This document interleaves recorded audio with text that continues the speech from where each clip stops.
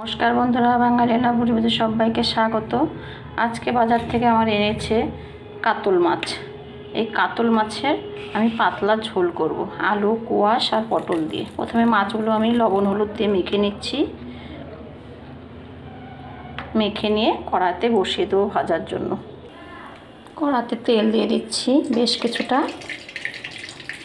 এর মধ্যে আমি মাছগুলো ছেড়ে উল্টে পাল্টে ভালো করে ভেজে নিচ্ছি।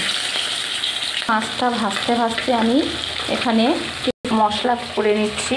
এরা আদা, জিরে, শুকনো লঙ্কা তিনটে, কয়েকটি কাঁচা লঙ্কা একসঙ্গে পাতায় বেটে নেবো। এদিকে সবজি কেটে রেখেছি আমি, একটা কোয়াশ, একটা আলু, দুটো পটল।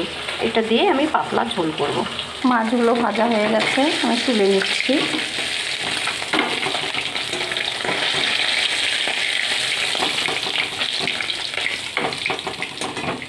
ওই তেলে আমি তেজপাতা ফোড়ন দিয়ে দিচ্ছি আর একটু সাদা জিরে ফোড়ন দিয়ে দিচ্ছি।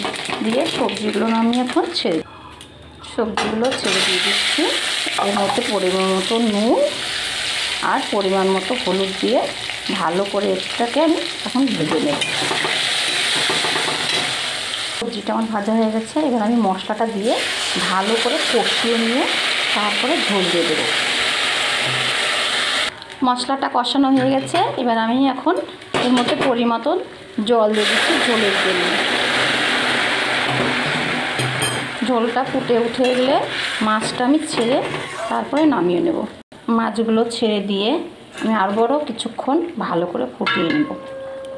আমার মাছের ঝোলটা হয়ে গেছে, আমি গ্যাসটা অফ করে দিয়েছি। এবার গামলাতে ঢালিয়ে আমার কাতল মাছের পাতলা ঝোল রেডি। বন্ধুরা, দুপুরবেলা গরম ভাতের সঙ্গে খেতে ভালো লাগবে। আপনারা বাড়িতে করে খেয়ে দেখবেন। ভালো লাগলে অবশ্যই লাইক এবং সাবস্ক্রাইব করবেন। বন্ধুরা, অপরকে দেখার সুযোগ করে দেবেন ভিডিওটি। ধন্যবাদ।